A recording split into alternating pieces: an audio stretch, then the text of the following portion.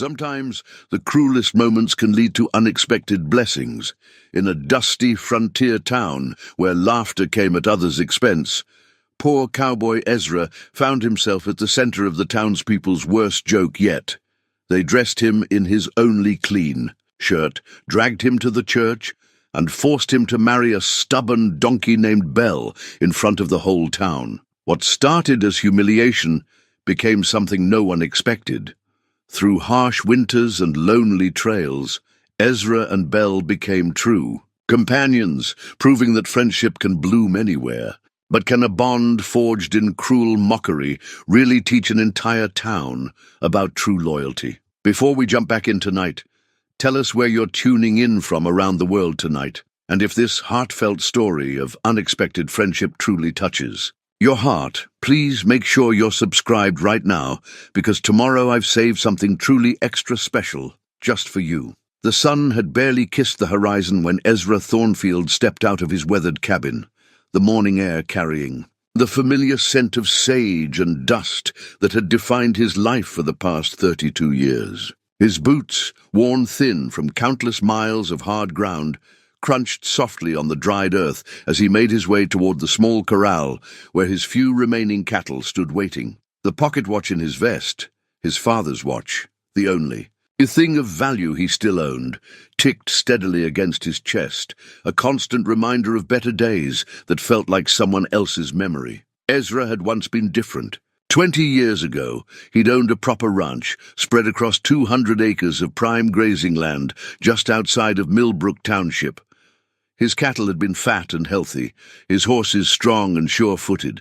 The townspeople had tipped their hats when he rode through Main Street, and Martha Connolly had looked at him with eyes full of promise during Sunday church services. But drought had taken his grass, disease had claimed his herd, and the bank had seized his land with the cold efficiency of men who'd never felt dirt under their fingernails or watched a favorite horse struggle to breathe its last breath. Now, he lived in a one-room cabin on the outskirts of town, a place where the respectable folks rarely ventured. His morning routine never varied.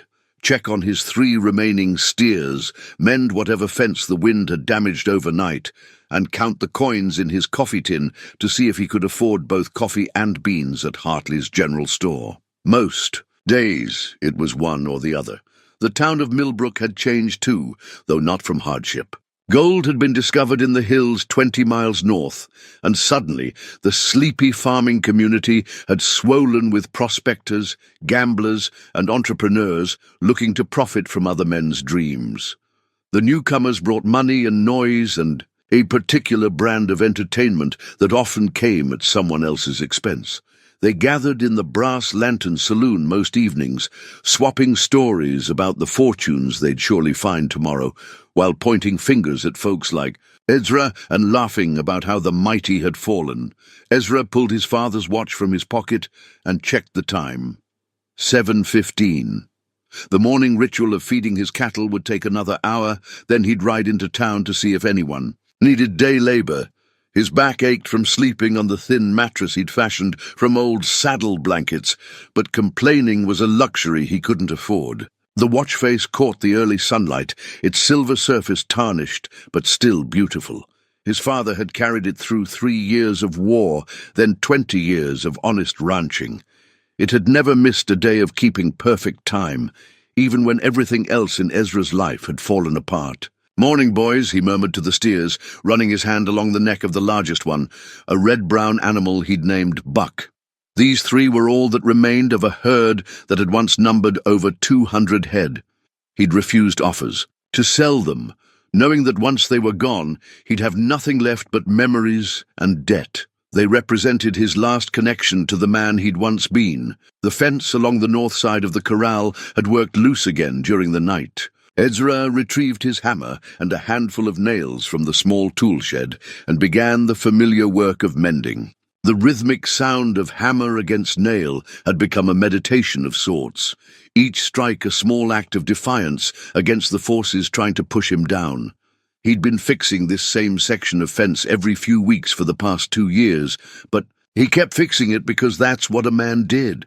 You tended to what was yours, even when it seemed like everything was working against you. As he worked, his mind drifted to Martha Connolly, now Martha Henderson, married to the bank president's son and living in the finest house on Elm Street. She'd stopped acknowledging him altogether after his ranch failed, crossing to the other side of the street when she saw him coming. He didn't blame her, not really. A woman had to think about her future, and Ezra represented a past that everyone had preferred to forget. The sound of hooves on packed earth drew his attention to the road. 3 riders approached, men he recognized from the saloon. Prospectors who'd struck a decent claim but hadn't learned the wisdom that comes with real hardship. They slowed their horses as they passed, the leader calling out with the kind of cheerful mockery that men used when they wanted to feel superior. "Morning, Thornfield. Still playing rancher with them 3 head of cattle." Ezra straightened but didn't respond. He'd learned that engaging with such talk only encouraged it. "Maybe we should buy them steers off you," the second rider added. "Save you the embarrassment of calling yourself a cattleman." The third man, youngest of the 3, laughed loudly. "Hell, he probably can't afford to feed them much longer anyway. Look at that fence, held together with prayer and stubbornness." They rode on, their laughter carrying on the morning breeze. Ezra returned to his mending, but the familiar ache of humiliation settled in his chest. He'd grown accustomed to such treatment over the years, but it never stopped stinging. The townspeople had divided him into a category separate from themselves, a cautionary tale about what happened when a man's luck ran out. After securing the fence, Ezra saddled his horse, a 15-year-old mare named Patience. She was gentle and reliable, though her best days were clearly behind her. Like her owner, she'd learned to make do with less and keep moving forward anyway. The ride into town took 20 minutes. Plenty of time for Ezra to practice the quiet. Dignity he'd cultivated over the years of reduced circumstances. Millbrook's main street bustled with the kind of activity that gold brought to a place. Wagons loaded with mining equipment rumbled past, while men in dusty clothes and hopeful expressions examined picks and shovels in the hardware store window. The Brass Lantern Saloon was already serving breakfast to miners heading out for the day, and the sound of their rough conversations spilled onto the wooden sidewalks. Ezra tied Patience to the rail outside Hartley's general store and stepped inside, the familiar smell of coffee, leather, and tobacco greeting him. Old Pete Hartley looked up from behind the counter, his weathered face showing the polite distance he maintained with customers who might not have money for their purchases. "Morning, Ezra. What can I do for you?" "Looking for work, Pete. Anyone. Mention needing help today?" Pete scratched his grey beard thoughtfully. "Mrs. Henderson mentioned she needs someone to repair her back porch steps. Seems her regular handyman is busy with a bigger job." The irony wasn't lost on Ezra. Martha's husband could afford to hire someone else for a simple repair job, while Ezra stood hat in hand, hoping for day labor. But work was work, and pride was a luxury he'd given up along with everything else. "I'll head over there directly. What's she paying?" $2 for the job. You'll need to provide your own materials. $2 minus the cost of lumber wood. Leave him with maybe enough for coffee and beans, assuming the repair didn't require more wood than he estimated. Ezra nodded his thanks and turned to leave, already calculating how he'd stretch his remaining coins to cover both the materials and his week's groceries. The sun climbed higher as he made his way to the Henderson house, his father's watch marking the steady passage of time. In a few hours, he'd have earned enough to eat for another few days. Tomorrow he'd wake before dawn and begin the same routine again. It wasn't the life he'd planned, but it was the life he had, and he'd learned that a man could find dignity in any honest work if he approached it with the right spirit. As he reached the Hendersons' front gate, Ezra touched the pocket watch through his vest. His father had taught him that a man's character wasn't measured by his circumstances, but by how he conducted himself within those circumstances. Today, like every day for the past 10 years, Ezra would prove himself worthy of that lesson. 3 weeks after fixing Martha Henderson's porch steps, Ezra found himself in the middle of Main Street with a crowd gathered around him, their faces bright with the kind of anticipation that usually preceded somebody's misfortune. He'd been heading to the blacksmith shop to inquire about work when Jimmy Morrison and two of his drinking companions had intercepted him, their grins carrying the particular malice of men who'd found themselves a new source of entertainment. "Hold on there, Thornfield," Jimmy called out, his voice carrying across the street loud enough to draw attention from the shopkeepers and their customers. "We've got a proposition for you." Ezra slowed his pace but didn't stop. He'd learned that engaging with Jimmy Morrison rarely led anywhere good. The man had arrived from San Francisco 6 months earlier with more money than sense, and a disposition that seemed to require regular doses of other people's discomfort to maintain his good spirits. "Not interested, Morrison. Now, don't be hasty." Jimmy stepped directly into Ezra's path, forcing him to stop. "See? We've been talking, and we think it's a shame that a man of your advanced years remains unmarried. A fellow needs companionship, especially when times are hard." The crowd that had been casually observing began to press closer, sensing entertainment. Ezra recognized most of the faces: shopkeepers, miners, even a few of the more respectable. Old townspeople who normally wouldn't associate with Jimmy's crowd, but seemed drawn by curiosity about what spectacle was about to unfold. "I'm fine on my own, thanks." "But that's where you're wrong," Jimmy's companion, a thick-set man named Dutch, interjected. "We've found you the perfect bride, someone who'll appreciate your circumstances and won't expect too much in the way of material comforts." The crowd tittered with anticipation. Ezra could feel the familiar heat of humiliation beginning to rise in his chest, but he kept his expression neutral. He'd survived worse than whatever Jimmy Morrison could devise. "Where is she?" Jimmy asked Dutch with theatrical curiosity. "Bring out the blushing bride." Dutch disappeared around the corner of the general store and returned leading a small grey donkey by a frayed rope halter. The animal moved reluctantly, her hooves dragging slightly in the dust, her ears flattened back in an expression that suggested she was no more pleased with the situation than Ezra. The halter around her neck was cracked leather, mended in several places with rough stitching, and her coat showed the dullness that came from inadequate feed and little care. "Meet Belle," Jimmy announced with a flourish. "She's a bit long in the tooth, like yourself, and she's not much to look at, but she's available and she won't run off with someone more prosperous." The crowd erupted in laughter. Someone called out, "She's perfect for him." Another voice added, "About time Thornfield found someone in his own league." Ezra studied the donkey, noting the resignation in her dark eyes that mirrored something he recognized in himself. She was thin, her ribs visible beneath her winter coat, and there was a wariness in her posture that spoke of too many encounters with humans who viewed her as either a burden or a source of amusement. "What exactly are you suggesting?" Ezra asked, though he already suspected he wouldn't like the answer. "A wedding!" Jimmy clapped his hands together. "Right here, right now, we'll make it official. Reverend Phillips is in town, and I'm sure he'd be delighted to perform the ceremony for a small donation to the church building fund." "You can't be serious." "Deadly serious," Dutch assured him.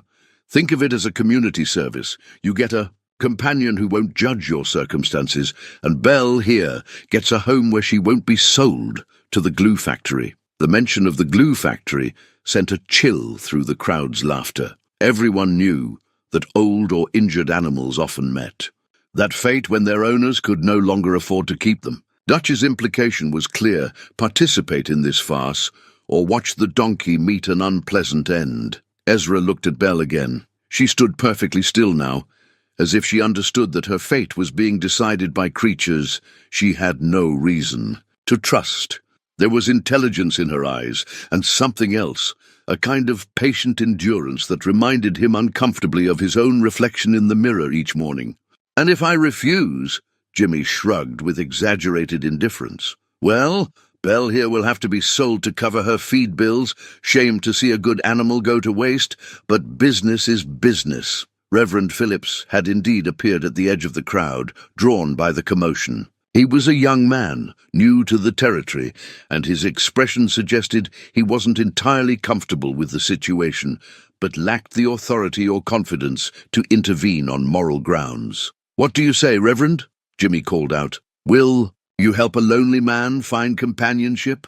The Reverend fidgeted with his collar. Well, I suppose if it's a ceremony of sorts, meant in the spirit of— It's settled then, Jimmy interrupted. Ezra Thornfield, do you take this donkey to be your lawfully wedded companion, for better or worse, in sickness and in health, until death do you part? The crowd had grown to nearly 50 people now, with more arriving every moment.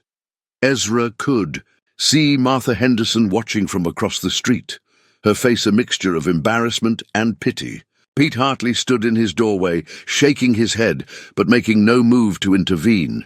Even the children had gathered, their young faces bright with the thrill of witnessing something unprecedented. Belle shifted slightly, drawing Ezra's attention back to her. She was watching him now, her head tilted, as if she were trying to understand the human behavior unfolding around her. There was no fear in her expression, only a kind of weary acceptance that suggested she'd learned not to expect much from the world, but had somehow retained hope that things might occasionally surprise her. I do, Ezra said quietly. The crowd cheered as if they'd witnessed something genuinely celebratory rather than an act of public humiliation. Jimmy produced a crude marriage certificate he'd apparently prepared in advance, complete with spaces for signatures and witnesses. Dutch tied Belle's lead rope loosely around Ezra's wrist in a gesture meant to symbolize their union. You may kiss the bride, Jimmy announced, provoking another wave of laughter.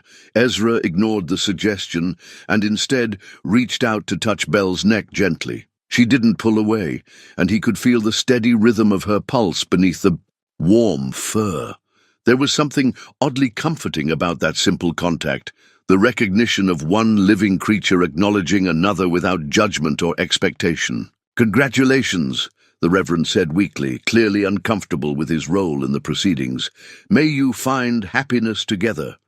As the crowd began to disperse, returning to their shops and daily business with the satisfied air of people who'd witnessed a memorable entertainment, Ezra found himself alone with Belle in the middle of Main Street. The rope around his wrist felt less like a symbol of mockery and more like a responsibility he hadn't asked for, but couldn't abandon. Well, Belle, he said softly, I suppose we're stuck with each other now. She turned her head to look at him directly, and for a moment Ezra could swear he saw understanding in her dark eyes. Whatever this was, joke, ceremony, or simple cruelty, they were in it together now. And perhaps, he thought, as he began walking toward home with his new companion following behind, there was more than either of them had had before this strange day began. The morning after what the town had taken to calling Thornfield's wedding, Ezra woke to find Belle standing outside his cabin window, her breath creating small clouds in the crisp air. She'd spent the night in his small corral with the 3 steers, though she'd positioned herself as far from them as the space allowed. Now she watched him through the glass with an expression that seemed both expectant and patient, as if she understood that their unusual circumstances required some adjustment from both parties. Ezra dressed slowly, his joints protesting the cold, and the thin mattress that had never been adequate for a man his size. The mockery of the previous day sat heavy in his chest, but as he looked out at Belle, he felt something unexpected, a sense of responsibility that went beyond mere obligation. She was depending on him now, whether either of them had chosen it or not. He stepped outside, and Belle turned to face him fully, her ears pricked forward in what he was beginning to recognize as her version of polite attention. She was smaller than he'd initially thought, probably no more than 3 feet at the shoulder, but there was a sturdiness to her build that suggested she'd been bred for work rather than show. "Morning, Belle," he said, the name feeling strange on his tongue. "I suppose you're hungry." He'd given her some of the hay he'd been saving for his cattle, but it wasn't much, and her thin condition suggested she needed better feed than she'd been getting. Ezra walked to his small feed shed and measured out portions for all 4 animals, noting that his supplies would run short faster now, with an additional mouth to feed. As he distributed the hay, Belle approached cautiously. Unlike his cattle, who pushed forward eagerly for their breakfast, she waited until he'd moved away before beginning to eat. Her table manners, Ezra observed with some amusement, were considerably better than those of her bovine companions. The sound of approaching horses drew his attention to the road. Two riders were coming up the path to his cabin, men he didn't recognize, which meant they were likely prospectors or drifters passing through. They reined in at the fence and called out a greeting. "Morning. You Ezra Thornfield?" "I am." Ezra walked closer to the fence, noting that both men wore the practical clothes of experienced travelers rather than the flashy gear that marked newcomers to the territory. "Name's Jake Sullivan," the older of the two said. He was perhaps 40, with graying hair and the weathered skin of a man who'd spent most of his life outdoors. "This here's my partner, Tom Reed. We heard in town that you might be looking for work." Ezra glanced at Belle, who had stopped eating to observe the strangers with alert interest. "What kind of work?" "We've got a contract to deliver a herd of cattle to Denver," Tom explained. He was younger than Sullivan, but carried himself with the confidence of someone who'd proven himself capable in difficult circumstances. 200 head. The owner's willing to pay good money for experienced cowboys, and we heard you used to run cattle yourself. The offer was tempting. Denver was a 3-week journey by cattle drive, and the pay would be enough to keep him fed through the winter with money left over to improve his small operation. But he looked at Belle again, who was watching the conversation with obvious interest and felt the weight of his new responsibility. "When would you be leaving?" "Day after tomorrow. We're gathering the herd now, and we'd like to be on the trail before the weather turns bad." 3 weeks away meant leaving Belle behind, and Ezra doubted the townspeople who'd arranged their marriage would take kindly to caring for her in his absence. More likely, they'd use his departure as an excuse to dispose of her, as they'd originally threatened. "I appreciate the offer," Ezra said slowly, "but I can't leave right now. I've got responsibilities here." Sullivan looked around the small property with its modest cabin and meager corral. "What responsibilities? This place will still be here when you get back, and the money would help you improve it considerably. I have animals that depend on me." Tom laughed not unkindly. 3 head of cattle and a donkey. Hell, any of your neighbors could look after them for a few weeks. But Ezra knew his neighbors better than these strangers did. The mock wedding had been entertainment for them, not the beginning of any genuine concern for his welfare or that of his animals. Belle had become his responsibility, and abandoning her now would make him no better than the people who'd used her as a prop for their amusement. "Thanks for thinking of me," Ezra said, "but I can't leave." The two men exchanged glances, clearly puzzled by his refusal. Good-paying work was scarce, and most men in his circumstances would jump at the opportunity.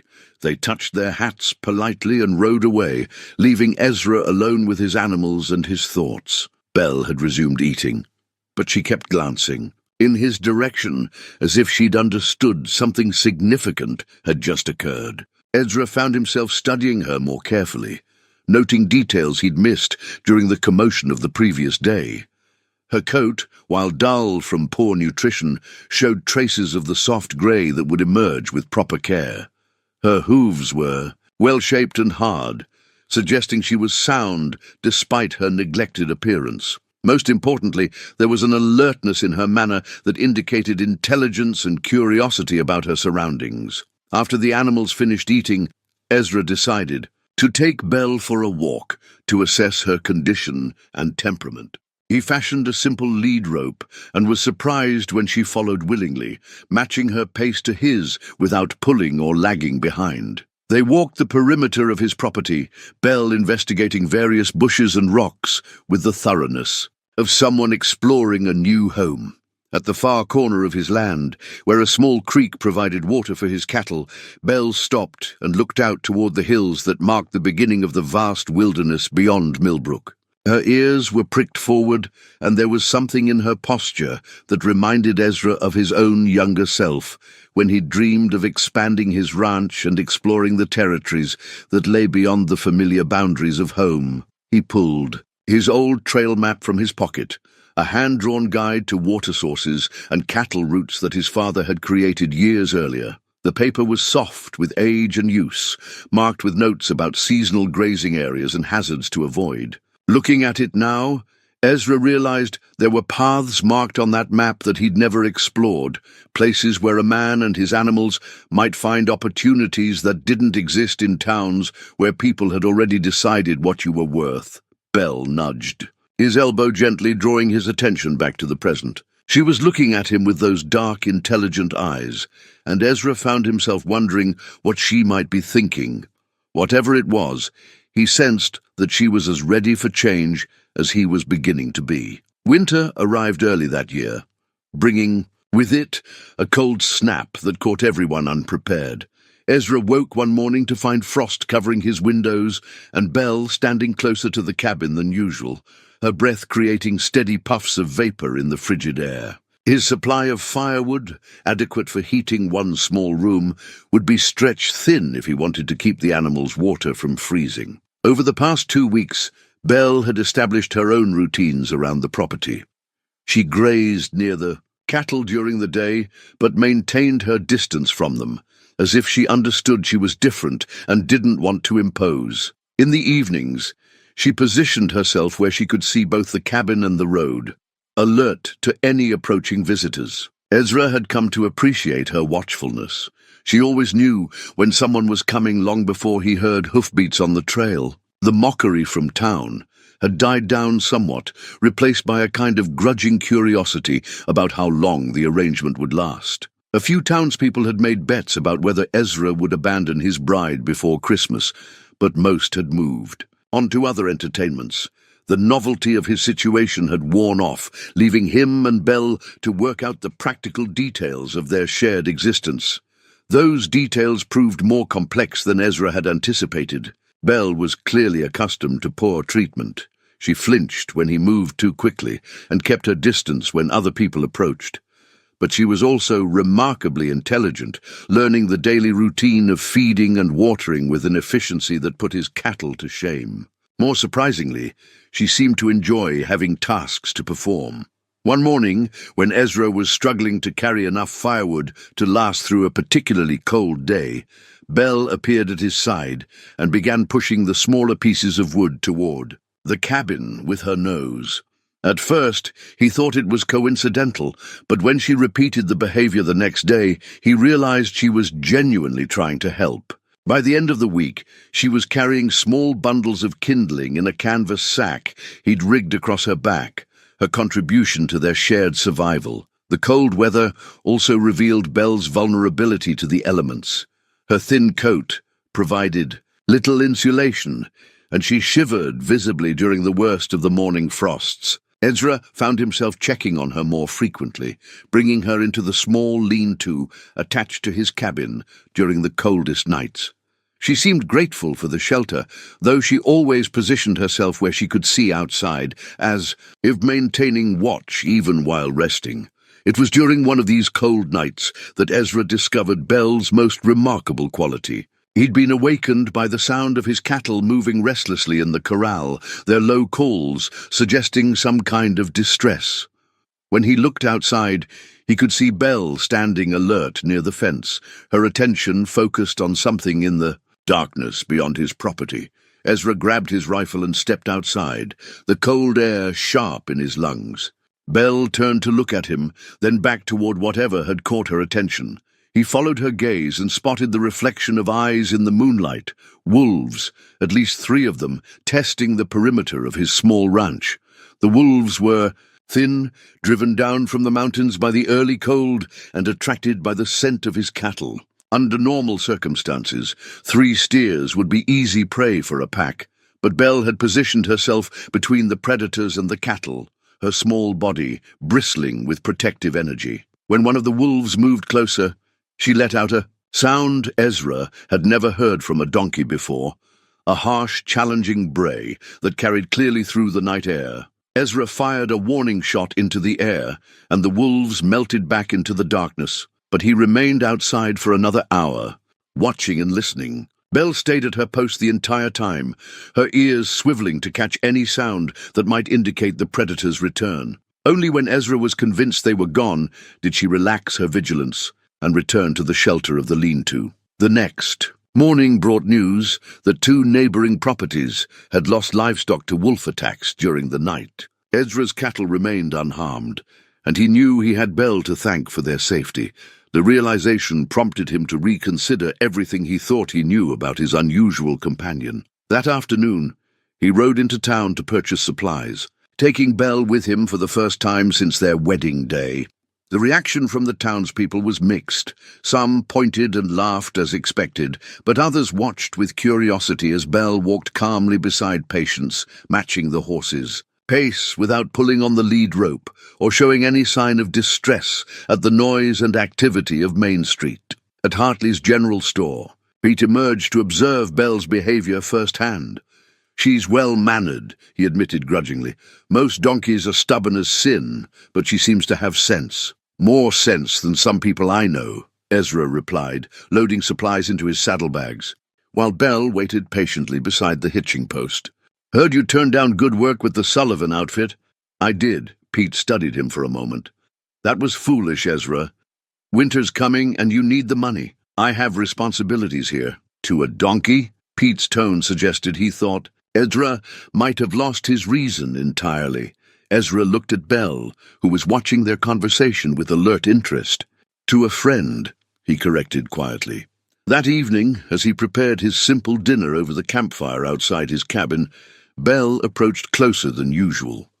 On impulse, Ezra offered her a small portion of the beans he'd cooked in his dented tin pot. She accepted the offering delicately, and they shared the meal in comfortable silence, the warmth of the fire creating a circle of light in the growing darkness. As the flames died down to embers, Bell settled nearby, close enough that Ezra could hear her steady breathing, but far enough away to maintain the respectful distance she preferred. Looking at her in the firelight, he realized that somewhere in the past few weeks, the burden of caring for an unwanted animal had transformed into something else entirely. A partnership based on mutual respect and shared survival. The townspeople might continue to view their arrangement as a joke, but Ezra was beginning to understand that what had started as cruelty might become the foundation of the most honest relationship he'd ever experienced. December brought the kind of snow that made even optimistic men wonder if spring would ever return. Ezra had been splitting wood behind his cabin when Belle appeared beside him, her dark eyes fixed on something in the distance. Following her gaze, he spotted a lone rider approaching through the falling snow, moving slowly and deliberately along the rutted path that served as his driveway. The visitor was Martha Henderson, bundled in a heavy coat and riding side saddle, on a well-groomed mare.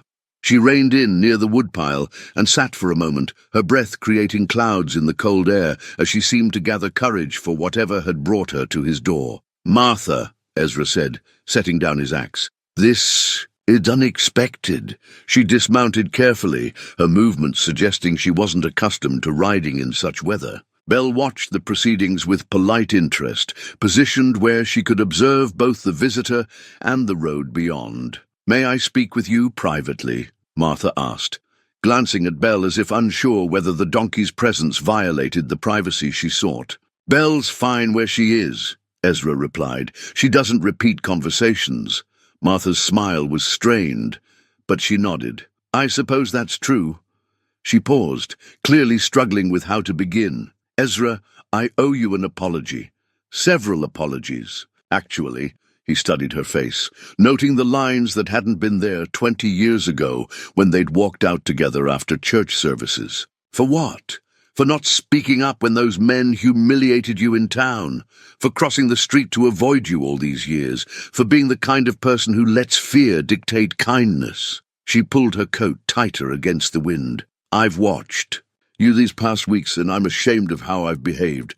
Ezra glanced at Belle, who had moved closer during the conversation, perhaps sensing the emotional weight of the exchange. "You made choices that seemed right for your circumstances. Can't fault you for that." "Yes, I can fault me for that," Martha said with surprising firmness. "And I have been, every day since watching you walk home with that donkey while the whole town laughed. You showed more dignity in that moment than the rest of us had shown in years." The wind picked up, sending snow spiraling around them. Ezra gestured toward the cabin. Come inside where it's warmer. We can talk properly." Martha hesitated, clearly aware of the impropriety of entering a bachelor's home, but the cold won out, over convention. She followed him inside, with Belle trailing behind and settling near the door, where she could monitor both the conversation and any activity outside. The cabin's single room was spartanly furnished, but scrupulously clean. A bed in one corner, a small table with 2 chairs, a wood stove that provided both heat and cooking surface. Martha took in the modest surroundings without comment, though her expression suggested she was comparing it to the comfortable home she shared with her banker husband. "Coffee?" Ezra offered, though he knew his supplies were running low. "Please." As he prepared the coffee, Martha examined the few personal items he'd kept from better days: a photograph of his family's ranch in its prime, his father's war medals in a small wooden box, a Bible with worn leather binding. She picked up the photograph, studying the image of prosperous buildings and healthy cattle. "I remember when this was taken," she said softly. "You were so proud of what you'd built. Different times. Do you ever think about rebuilding? Starting over somewhere else?" Ezra poured coffee into 2 tin cups and handed one to Martha. "Been thinking about it more lately, actually." She looked surprised. "Really? What changed your mind?" He glanced at Belle, who was resting near the door, but clearly listening to every word. "Sometimes it takes a partner to help you see possibilities you'd given up on." Martha followed his gaze and seemed to truly look at Belle for the first time. "She's not what I expected." "What did you expect? A broken-down old animal? Something as defeated as—" She stopped herself, but the implication hung in the air between them. "As defeated as me?" Martha's cheeks reddened, though whether from embarrassment or the cabin's warmth was unclear. "I'm sorry. I didn't mean—" "It's all right. That's what everyone expected, including me." Ezra sat across from her at the small table. "But Belle's got more fight in her than anyone gave her credit for. Makes you reconsider what else you might have misjudged." They drank their coffee in comfortable silence for a few minutes, the only sounds the crackling of wood in the stove and Belle's occasional shifting near the door. Finally, Martha spoke again. "Charles is worried about you." "Charles?" Ezra couldn't hide his surprise. Charles Henderson had never shown concern for his welfare before. "He heard you turn down work with the cattle drive. Good money, from what Jake Sullivan said. Charles thinks you might be—" She paused, searching for diplomatic words. "That recent events might have affected your judgment." The implication was clear enough. The bank president's son thought Ezra had lost his mind, choosing a donkey's company over practical opportunities for financial improvement. It was probably a reasonable assessment from someone who measured everything in terms of profit and loss. "What do you think?" Ezra asked. Martha considered the question seriously, her eyes moving from Ezra to Belle and back again. "I think you're the first person in this town to keep a promise, even when that promise was made as a joke at your expense." Belle raised her head at the sound of her name, and Martha extended her hand toward the donkey hesitantly. Belle approached cautiously and allowed Martha to stroke her neck, responding to the gentle touch with evident pleasure. "She's beautiful," Martha said with genuine surprise. "Her coat is getting thicker." "Better feed," Ezra explained. "She was half-starved when they brought her to town." "Who owned her before?" "Jimmy Morrison bought her from a farmer who was getting rid of livestock he couldn't afford to keep. Far as I can tell, nobody's shown her kindness in years." Martha continued petting Belle's neck, and the donkey leaned into the attention like a cat seeking affection. "She trusts you." "Took a while. She's been disappointed by humans before." "Haven't we all?" Martha murmured. She was quiet for a long moment, then looked at Ezra directly. "Charles offered me money to bring to you. He thought you might be too proud to accept charity directly, but that you'd take it from an old friend." Ezra felt the familiar heat of humiliation, but it was followed immediately by something new, a protective anger on Belle's behalf as much as his own. "What did you tell him?" "I told him that a man who keeps faith with a donkey probably doesn't need lessons in dignity from someone who's never had his honor tested." The strength in her voice surprised them both. Belle looked up at Martha with what seemed like approval, and Ezra found himself reassessing the woman he'd thought he'd known. Charles wasn't happy with that answer, Martha continued. He's concerned about his reputation, having his wife associated with someone the town considers a fool. Different. Outside, the snow was falling harder, and the wind rattled the cabin's single window. Martha glanced toward the door, clearly aware that she needed to return home before the weather made travel impossible. "I should go," she said reluctantly. "But Ezra, if you do decide to start over somewhere else, you shouldn't let other people's opinions hold you back. Some of us have been wrong about a great many things." The blizzard that followed Martha's visit lasted 3 days, trapping Ezra and his animals in a world of white silence. By the second day, he'd moved Belle permanently into the lean-to attached to his cabin, sharing the space with his dwindling supply of firewood and the emergency provisions he'd learned to keep for exactly such emergencies. She seemed grateful for the shelter, though she maintained her vigilant watch through the gaps in the walls, alert to any sounds that might indicate trouble. During the long hours of confinement, Ezra found himself talking to Belle more than he'd spoken aloud in months. At first it felt foolish, addressing observations about the weather or plans for the spring to an animal who couldn't respond. But Belle was an attentive listener, her ears following the sound of his voice, her dark eyes focused on his face, as if she were following every word. More importantly, talking helped organize his thoughts about the future that was taking shape in his mind. "Been thinking about what Martha said," he told Belle on the evening of the second day, as they shared the warmth of a small fire he'd built in a metal bucket for safety. "About starting over somewhere else." Belle was lying near the fire, her legs tucked beneath her, in a position that reminded Ezra of a large dog. She raised her head when he spoke, giving him the kind of focused attention that encouraged conversation. "My father used to say that a man's character isn't defined by his circumstances, but by how he responds to them." Ezra retrieved a small wooden box from among his few possessions and opened it carefully. Inside, nestled among his father's war medals, was a simple wooden cross, no larger than his thumb, carved from a piece of oak. Belle showed interest in the object, extending her neck to examine it more closely. Ezra held it where she could see it clearly. He made this during the war, whittling it from a piece of wood he found after a particularly bad battle. Said it reminded him that even when everything seemed hopeless, there was still reason to believe in something better. Ezra turned the cross over in his hands, noting the careful attention to detail despite its small size. He carried it through. 3 more years of fighting, then 20 years of ranching. It was in his pocket when he died. The wind howled outside, rattling the lean-to's walls, but inside their small shelter, the fire provided a circle of warmth and light. Belle settled her head on her front legs, but her eyes remained fixed on Ezra's face, as if she understood the importance of what he was sharing. "I stopped believing in better possibilities after I lost the ranch," Ezra continued. "Started thinking, maybe some folks are just meant to struggle, that there's no point in hoping for more than survival." He looked at Belle, who was still watching him intently. "But then you came along and I realized I'd been wrong about what matters." Belle blinked slowly, a gesture that seemed somehow encouraging. "See, everyone expected you to be just another burden, something worthless that would make my life even harder. But you've made it better in ways I couldn't have imagined." Ezra paused, struck by the truth of his words. "You work without being forced to. You watch over the cattle like they're your own. You warn me when there's danger. You've never once tried to run away, even though nobody would blame you if you did." The fire crackled, sending small sparks up toward the roof of the lean-to. Belle shifted slightly, moving closer to Ezra without seeming to realize she was doing it. "Makes me wonder what other things I've been wrong about," Ezra said.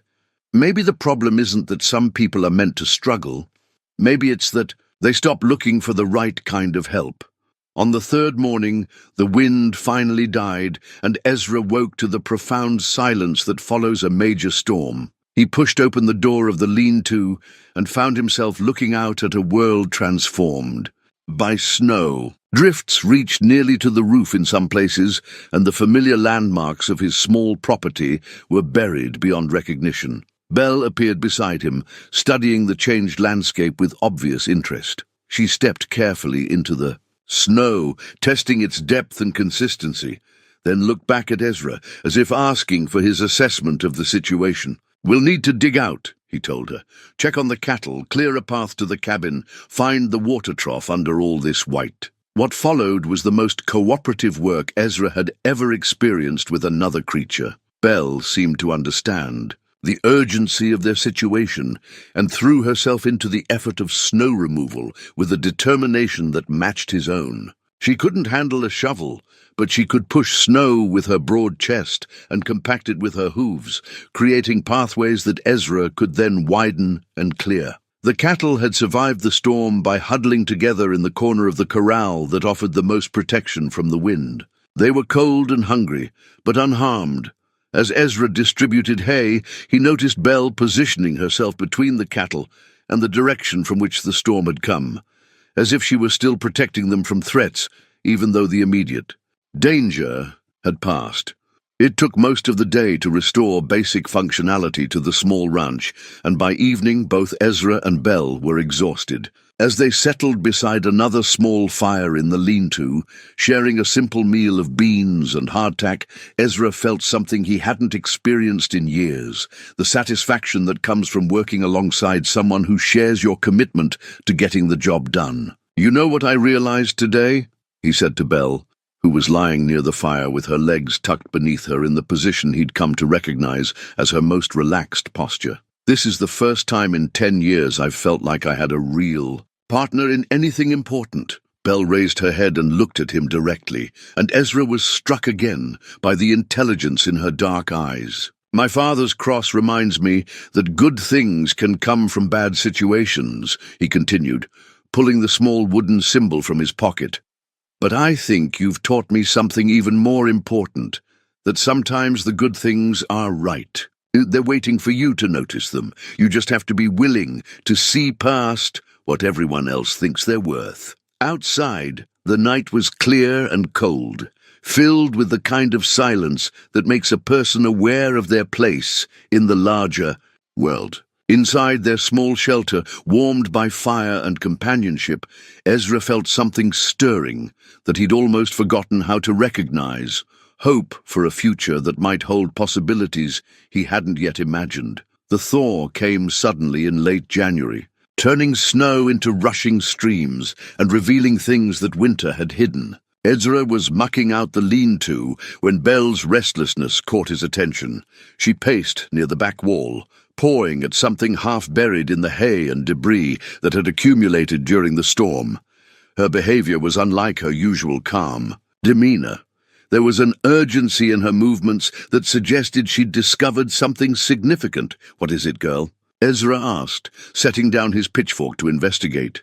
Belle stepped back as he approached, allowing him to see what had captured her attention. Partially buried beneath mouldy hay was an old leather saddlebag, cracked and darkened with age. Ezra didn't recognize it, certainly nothing that belonged to him, but Belle's reaction suggested it was somehow connected to her. He lifted the saddlebag carefully, noting its weight and the quality of its construction. Despite its weathered condition, it had been well made originally, the kind of gear that would have been expensive when new. Belle watched intently as he examined it, her ears pricked forward with an alertness that confirmed his suspicion about its significance. The saddlebag's main compartment contained only debris and the remains of what might once have been food, supplies, but the smaller side pocket yielded something unexpected, a sealed oilskin pouch that had protected its contents from moisture and decay. Inside the pouch were 3 items: a faded photograph, a small leather journal, and a letter addressed in careful handwriting to "Whoever finds Belle." Ezra's hands trembled slightly as he opened the letter, aware that Belle was watching his every movement. The paper was of good quality, and the handwriting belonged to someone educated, a woman, he thought, based on the careful formation of the letters. "My name is Sarah McKinnon," the letter began. And if you are reading this, then my beloved Belle has found someone who cares enough about her to investigate her past. I pray that person is you, and that you have shown her the kindness she deserves. Ezra glanced at Belle, who had moved closer and was observing the proceedings with remarkable intensity. He continued reading. Belle is not just any donkey. She is the daughter of champion stock, bred for intelligence and loyalty rather than mere labor. Her mother was Spanish, her father from the finest bloodlines in Missouri. I raised her from birth, and she was my constant companion for 8 years before circumstances forced me to part with her. My husband died in a mining accident 2 years ago, leaving me with debts that consumed everything we owned. I tried to keep Belle, but the creditors would not be moved by sentiment. They sold her to a livestock trader who promised she would go to a good home, but I have since learned this was not the case. She has passed through several hands, none of whom understood her true nature or value. Belle is not merely intelligent. She is intuitive in ways that border on the mystical. She can sense storms hours before they arrive, knows when people are trustworthy, and has an uncanny ability to find her way across unfamiliar territory. During our time together, she saved my life on 3 separate occasions, once by alerting me to a rattlesnake I hadn't seen, once by refusing to cross a bridge that collapsed minutes later, and once by leading me to shelter during a sudden blizzard. More than her practical abilities, Belle possesses a capacity for loyalty and affection that humbles me. She mourned my husband's death as genuinely as I did, standing vigil beside his grave for 3 days without eating. When I finally had to say goodbye to her, she seemed to understand what was happening and made no attempt to follow me, though I could see in her eyes that she wanted to. If Belle has chosen to stay with you, and make no mistake, it is her choice, then you have been granted a gift beyond price. She does not give her trust easily, but once given, it is absolute. Treasure her as I did, and you will find that the bond between human and animal can transcend the ordinary limits of both species. There is one more thing you should know. In the photograph, you will see Belle as a young animal standing beside my husband and myself at our ranch.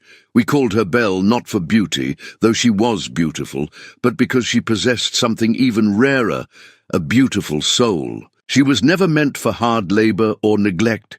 She was meant for partnership with someone who could recognize her worth.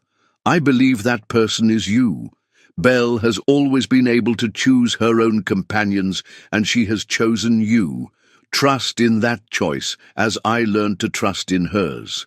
With gratitude for your kindness to my dearest friend, Sarah McKinnon, written this day, September 15th, 1869. Ezra set the letter aside and examined the photograph with shaking hands. It showed a young woman and a bearded man standing in front of a well-built ranch house with a younger Belle, her coat gleaming with health and care, positioned between them like a beloved child. The resemblance to the Belle he knew was unmistakable, though the animal in the photograph radiated the confidence and contentment of a creature who had never known want or cruelty.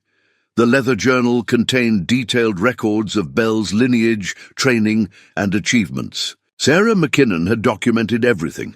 Belle's ability to navigate complex terrain, her skill at detecting weather changes, her protective instincts, and most remarkably, her capacity for what Sarah had called emotional intelligence. The ability to sense human moods and respond appropriately. Belle nudged Ezra's elbow gently, drawing his attention back to her.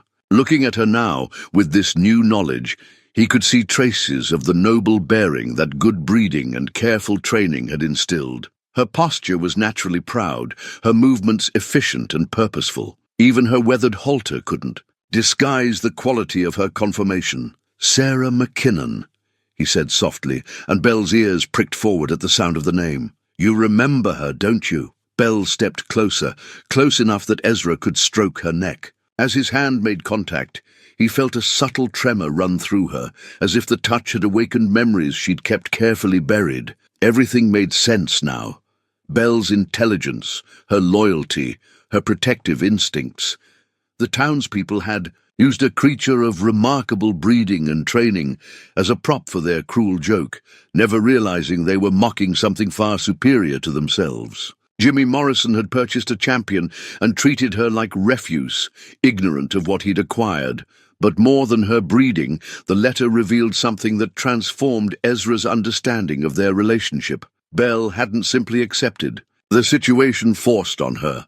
She had chosen him, just as Sarah McKinnon had written. Despite everything she'd endured, she had recognized something in Ezra that made her willing to trust again. The realization brought with it a profound sense of responsibility and purpose. This wasn't about a broken-down cowboy making do with whatever fate had handed him. This was about two beings of quality who had found each other despite circumstances designed to prevent exactly that discovery. Ezra looked at the trail map he'd been studying more frequently as winter wore on. Then at Belle, who was watching him with that familiar expression of intelligent patience. Sarah McKinnon's letter had confirmed what he'd begun to suspect. Belle was meant for more than surviving on the scraps of other people's charity. She said you can find your way across unfamiliar territory, he told Belle, and that you only stay with people you choose to trust. Belle tilted her head slightly, a gesture he'd come to recognize as her way of indicating close attention. Well then, Ezra continued, folding the letter carefully and returning it to the oilskin pouch, I suppose the question is whether you'd be willing to trust me enough to find out what we might accomplish together, away from people who never understood what either of us was worth. Belle moved closer still, resting her head against his shoulder in a gesture of such clear affection and acceptance that Ezra felt his throat tighten with emotion. For the first time in 10 years, he had a partner who had chosen him freely, and a purpose that extended beyond mere survival. Spring came late that year, but when it arrived, it brought with it a restlessness that Ezra recognized as the need for decisive action. The discovery of Sarah McKinnon's letter had crystallized thoughts that had been forming throughout the long winter months. He and Belle were meant for something more than scratching out an existence on the margins of a town that saw them as objects of amusement. The question was how to make the transition from their current circumstances to whatever lay ahead. The practical considerations were daunting. His 3 cattle represented his only liquid assets, but selling them would provide just enough money for basic supplies and perhaps a month's provisions. The cabin and small plot of land were his by right of occupation rather than legal ownership. He'd been squatting on abandoned property for so long that even the bank had forgotten about it. Leaving would mean starting over with virtually nothing, except Belle, and the knowledge that she was far more valuable than anyone in Millbrook realized. But staying meant accepting a slow decline into deeper poverty and continued humiliation. The townspeople might have grown bored with mocking his situation, but their underlying judgment remained unchanged. To them, he would always be the man who'd been forced to marry a donkey, and Belle would always be the unwanted animal that symbolized his fall from respectability.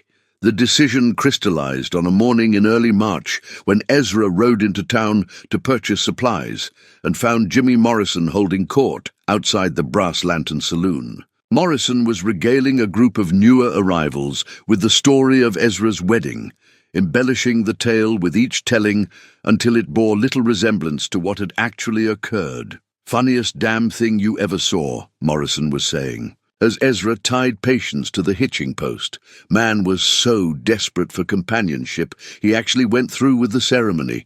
Been living with that donkey ever since, talking to it like it understands English.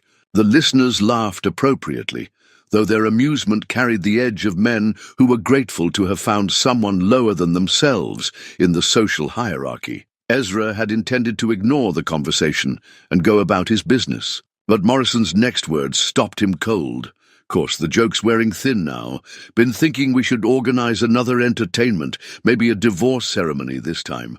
Get the preacher to dissolve the union so Thornfield can marry something more appropriate to his circumstances.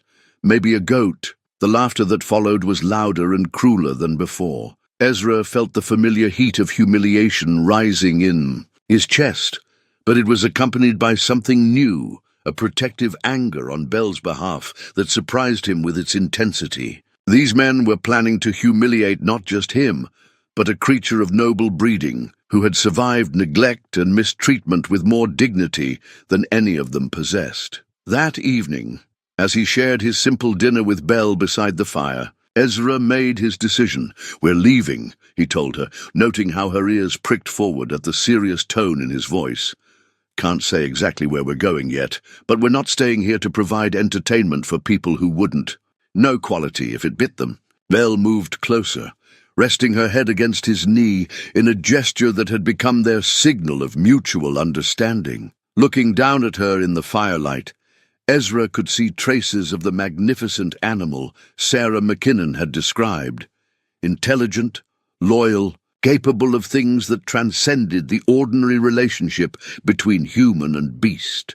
Over the following weeks, Ezra began making quiet preparations for departure. He sold his cattle to a neighboring rancher for less than they were worth, but enough to fund their journey. He studied his father's trail maps more carefully, identifying routes that would take them away from settled areas where their unusual partnership might attract unwanted attention. Most importantly, he began training with Belle in earnest, drawing on the information he'd found in Sarah McKinnon's journal about her abilities and potential. What he discovered exceeded even his elevated expectations. Belle could indeed detect weather changes hours in advance, her behavior shifting in subtle ways that warned of approaching storms. She could navigate by landmarks invisible to human perception, seeming to possess an internal compass that never failed. Most remarkably, she demonstrated an intuitive understanding of his intentions that allowed them to work together with minimal verbal communication. During one practice session, Ezra deliberately took a wrong trail to test Belle's navigational abilities. Within minutes, she began showing signs of discomfort, pawing the ground and looking repeatedly in the direction they should have taken. When he finally allowed her to lead, she guided them directly to their intended destination by a route he hadn't known existed. "Sarah McKinnon was right about you," he told Belle as they made camp that evening. "You're something special. Question is, what are we going to do with that gift?" The answer came to him gradually over several more days of preparation and practice. They weren't just running away from Millbrook's mockery. They were moving toward something better, something that would allow Belle to fulfill the potential her breeding and training had prepared her for. The Western Territories were full of opportunities for a man with a reliable companion who possessed unusual abilities. Mining operations needed guides who could navigate treacherous terrain. Survey expeditions required animals capable of carrying equipment across difficult country. Ranchers paid good money for help in locating water sources and safe passage through unfamiliar territory. But before they could pursue any of those opportunities, there was one final matter to settle in Millbrook. The townspeople deserved to understand what they had mocked, if only to prevent them from making similar mistakes with other creatures or people who failed to meet their narrow definitions of worth. The plan formed slowly, born from equal parts strategy and moral necessity. Sunday services at the community church drew nearly everyone in town, providing the perfect opportunity to address the entire community at once. The church bell that called people to worship would also serve to gather witnesses to the truth about Belle's real nature and the cruel ignorance that had characterized their treatment of both of them. Ezra spent hours rehearsing what he would say, rejecting speeches that sounded like complaints or pleas for sympathy in favor of simple facts that would speak for themselves. He would tell them about Sarah McKinnon's letter, Belle's breeding and training, and the remarkable abilities she had demonstrated. He would let them draw their own conclusions about what their mockery had revealed about their character rather than his. The Saturday before his planned departure, Ezra made final preparations. He packed his few belongings into saddlebags, secured Sarah McKinnon's letter and journal in the oilskin pouch, and spent a last evening in the cabin that had sheltered him through 10 years of reduced circumstances. Belle seemed to sense the significance of the approaching change. She stayed closer to him than usual, her attention focused on his activities with the intensity of someone preparing for an important journey. When he showed her the trail map by firelight, pointing out their intended route, she studied it with the careful attention of a partner rather than a mere animal. "Tomorrow we tell them the truth," Ezra said, folding the map and returning it to his saddlebag. "After that, we leave this place behind and find out what we can accomplish together." Belle lifted her head and looked at him directly, her dark eyes reflecting the firelight. In that gaze, Ezra saw intelligence, loyalty, and something else, anticipation. She was ready for whatever came next, confident in their partnership and eager to discover the possibilities that lay ahead. The church bell would ring at 9 o'clock the next morning, calling the people of Millbrook to services.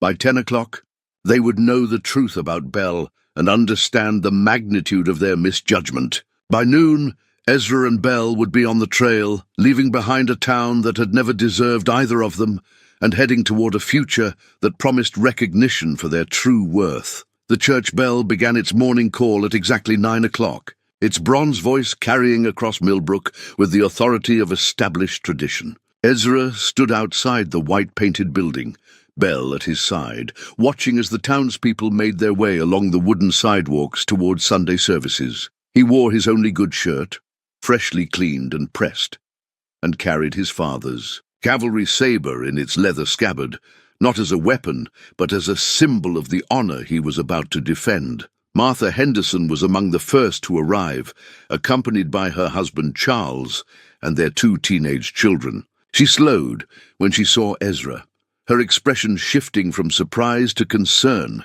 as she recognized the gravity in his bearing. Charles, however, approached with the confident stride of a man accustomed to controlling situations through wealth and social position. "Thornfield," Charles said with forced joviality. "Surprised to see you here. Don't recall you being much for church attendance." "Got something important to say to everyone at once," Ezra replied quietly. "Seemed like the right place for it." Other townspeople were gathering now, their conversations dying as they noticed the unusual sight of Ezra and Belle positioned deliberately at the church entrance. Jimmy Morrison arrived with his usual crowd of followers, his face lighting up with anticipation as he realized he might be about to witness another entertainment at Ezra's expense. "Well, well," Morrison called out loudly enough for everyone to hear. "Looks like the happy couple has come to renew their vows." The laughter that followed was automatic but nervous, as if people sensed something different about this encounter. Belle stood calmly beside Ezra, her attention focused on the gathering crowd, with the alert bearing of an animal prepared for anything. Reverend Phillips approached cautiously, clearly uncertain about how to handle the situation. "Mr. Thornfield, if you wish to attend services, you're certainly welcome, but I'm not sure it's appropriate to bring—" "Belle stays with me," Ezra said firmly. "What I have to say concerns her as much as anyone." The crowd had swollen to nearly 50 people now, including most of the town's business owners and their families. Pete Hartley stood near his wife and children, his weathered face showing curiosity rather than the usual polite distance. Even the newer arrivals who had heard the story of Ezra's wedding but never witnessed the original event were pressing closer. Drawn by the promise of spectacle, Ezra stepped forward, his hand resting on the pommel of his father's saber. The gesture wasn't threatening, but it carried the weight of military bearing that commanded attention. "Most of you know me," he began, his voice carrying clearly in the morning air. "Know my circumstances, know what you think of me and my companion here. Before Belle and I leave Millbrook today, I thought you should know the truth about what you've been mocking all these months." A murmur ran through the crowd. Several people glanced at the saddled horse and packed supplies tied nearby, realizing that this wasn't just another humiliation to be endured, but a farewell address. "This letter," Ezra continued, producing the oilskin pouch from his coat, "was written by a woman named Sarah McKinnon. It tells the story of Belle's real origins and nature. With your permission, I'd like to read it to you." He didn't wait for permission, but began reading Sarah McKinnon's words in a clear, steady voice. As the letter progressed, describing Belle's breeding, training, and remarkable abilities, the crowd's laughter died away entirely. By the time he reached Sarah's description of Belle's loyalty and intelligence, an uncomfortable silence had settled. Over the gathering, Jimmy Morrison was the first to recover his voice. "That's a fine story, Thornfield, but anyone can write a letter claiming anything they want. Doesn't prove that old donkey is anything special." "You're right," Ezra agreed calmly. "Words alone don't prove anything." He looked at Belle, who had been following the conversation with obvious interest. "Belle, can you show them how you find water?" What happened next would be talked about in Millbrook for years to come. Belle stepped away from Ezra and began moving methodically around the churchyard. Her head lowered slightly, as if she were following a scent invisible to human senses. She paused at 3 different locations, pawing the ground and looking back. At Ezra expectantly. "There's a spring under the church," old Pete Hartley said suddenly, his voice carrying surprise and recognition. "My daddy helped dig the foundation 30 years ago. Hit water right about where that donkey's standing now." Belle moved to the second location she'd identified, near the edge of the churchyard, where the ground appeared completely dry. She pawed again and waited. "I'll be damned," Charles Henderson muttered, his businessman's skepticism warring with what he was witnessing. "There's a well there too. Been covered over so long most folks forgot about it." The crowd was pressing closer now, their mockery replaced by genuine curiosity and growing amazement. The demonstration of Belle's water-finding ability had shifted the crowd's mood from skepticism to fascination. But Jimmy Morrison wasn't ready to concede the validity of what they were witnessing. He pushed through the gathering to confront Ezra directly, his face flushed with the anger of a man whose entertainment was being ruined by inconvenient facts. "Parlor tricks," Morrison declared loudly. "Any old-timer could have told her where those water sources were. Doesn't prove she's anything more than a clever, trained animal." "You're right again," Ezra agreed with the same calm tone. "So let me show you something that can't be explained by tricks or prior knowledge." He reached into his saddlebag and retrieved the photograph Sarah McKinnon had left with her letter. The image was faded, but clear enough to show the younger Belle, standing proudly beside the McKinnons at their prosperous ranch. "This photograph was taken 15 years ago," Ezra announced, holding it where the crowd could see. "Belle was bred from champion stock, trained by people who understood her potential, and loved by a family who treated her as a member of their household." Martha Henderson stepped closer to examine the photograph, her expression showing recognition of the quality evident in the image. "That's the same animal," she said softly. "Look at her bearing, her condition. She was magnificent." "What happened to her?" asked Mrs. Hartley, her voice carrying the concern of a woman who had raised animals herself. "Hard times," Ezra replied simply. "Her family lost everything, just like families do. Belle was sold to pay debts, passed from owner to owner, each, one caring less about her welfare than the last. By the time she reached Millbrook, she'd been starved, neglected, and treated as worthless by people who couldn't recognize what they had." The crowd was murmuring now, and Ezra could see shame beginning to appear on some faces as people realized they had participated in the humiliation of a creature far superior to what they had assumed. But Jimmy Morrison wasn't finished. His face darkened with the particular rage of a man who realizes he's been made to look foolish in front of people whose opinion he valued. "Enough of this nonsense," he snarled, striding toward Belle with obvious intent to demonstrate that she was still just an animal regardless of her supposed pedigree. "I'll show you what your precious champion really is." Morrison raised his hand as if to strike Belle, and what happened next stunned everyone present into absolute silence. Belle didn't cower or retreat as might be expected from an animal accustomed to mistreatment. Instead, she moved with fluid grace to position herself between Morrison and Ezra, her small body radiating protective energy. But more than her physical stance, it was the transformation in Belle's entire demeanor that left the crowd breathless. Her head came up with the proud bearing Sarah McKinnon had described, her eyes focused on Morrison with intelligent assessment rather than fear. She didn't make a sound, but her message was unmistakable. She would not allow harm to come to someone under her protection. Morrison's hand froze in mid-air as he found himself staring into the dark eyes of an animal whose courage and nobility suddenly made his own behavior appear petty and cruel. The silence stretched until even the newest arrivals could feel the weight of the moment. "She's protecting him," whispered one of the children in the crowd, her young voice carrying clearly in the stillness. "Just like a person would," added another voice. Ezra stepped forward, placing his hand gently on Belle's neck. She relaxed slightly at his touch, but remained alert, her attention still focused on Morrison. "This is what you mocked," Ezra said, quietly, his words carrying to every person present.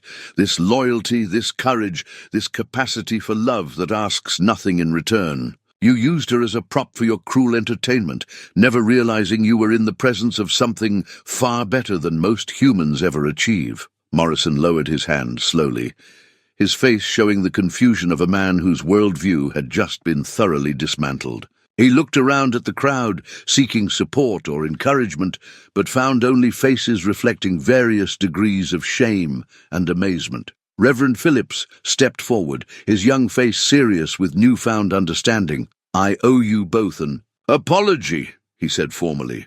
"What we did was wrong, regardless of what we thought we knew. There's nothing in Scripture that justifies using any of God's creatures for cruel amusement. We all owe them an apology," Martha Henderson added, her voice carrying the authority of someone whose social position gave weight to her words. "What happened here months ago was shameful. What we've witnessed today shows us just how shameful." Pete Hartley removed his hat, a gesture of respect that was immediately copied by most of the other men present. "Ma'am," he said, addressing Belle directly, "I'm sorry for how we treated you. You deserved better from all of us." The crowd began to disperse slowly, people speaking in low, thoughtful voices as they processed what they had witnessed. Children pointed at Belle with newfound respect, and several women approached to offer apologies and gentle touches that Belle accepted graciously. As the churchyard emptied, Ezra and Belle were left standing together in the morning sunlight, their vindication complete, but their departure imminent. The town that had mocked them now understood the truth, but that truth only confirmed that they belonged somewhere that could appreciate what they had to offer. 6 months after leaving Millbrook, Ezra stood on a ridge overlooking the valley that had become their new home, watching Belle graze contentedly in the meadow below. The morning sun painted the landscape in shades of gold and green, and the air carried the sweet scent of wildflowers and fresh water from the creek that meandered through their property. The journey from Millbrook had taken them through territories that few people had explored, guided by Belle's remarkable navigation abilities and Ezra's growing skill at reading the signs she provided. They had found work with a geological survey team, then with a group of settlers seeking safe passage through difficult terrain, and finally with a mining consortium that needed reliable guides who could locate water sources in seemingly barren country. Each job had built their reputation and their resources until they were able to purchase this small ranch in a valley where neighbors measured worth by competence rather than past misfortunes. The property wasn't large, 40 acres of good grazing land with a solid cabin and outbuildings, but it represented something far more valuable than its modest size suggested. It represented a fresh start built on mutual respect and recognized ability. Belle had thrived in this new environment, her coat regaining the lustrous grey that marked her quality breeding. She moved with confidence now, her natural intelligence and training finally given scope for expression. The local ranchers had quickly recognized her value, often requesting Ezra's services specifically because Belle could locate water sources that conventional methods missed. But more than professional success, they had found something neither had experienced before: complete acceptance of who they were and what they represented together. Their partnership was no longer viewed as eccentric or amusing, but as practical and admirable, Local children rode out to watch Belle demonstrate her abilities, their parents treating both animal and man with the respect due to valued community members. Ezra descended the ridge and walked toward Belle, who raised her head from her grazing to acknowledge his approach. Around her neck, she wore a new leather collar that Ezra had crafted during the long winter evenings. Soft, well-oiled leather with their names tooled into the surface. Ezra and Belle, partners. It wasn't decorative frippery, but a symbol of the equality they had achieved in their relationship. "Morning, partner," Ezra said, running his hand along Belle's neck in the gesture that had become their daily greeting. She leaned into the contact, her dark eyes bright with contentment. A letter had arrived the previous day, forwarded through a network of postal contacts that Ezra maintained with his old life. The writing was Martha Henderson's, and its contents had stirred memories he thought he'd left behind in Millbrook. "Thought you should know," Martha had written, "that Jimmy Morrison left town 3 months after you did. Seems he couldn't live down the embarrassment of being faced down by a donkey in front of the whole congregation. The story of what Belle showed us that Sunday has become something of a legend here. Children especially love hearing about her courage and your dignity in the face of all our cruelty. Several of us have talked about what happened, and we're ashamed of how we behaved. Reverend Phillips has used your story in several sermons about recognizing worth in unexpected places and treating all of God's creatures with respect. I think you and Belle did more to improve this town's character in one morning than years of conventional preaching had managed. Pete Hartley asked me to tell you that if you ever decide to come back, you'd be welcomed with the respect you both deserve. But I suspect you've found better places and better people than what we could offer. I hope so.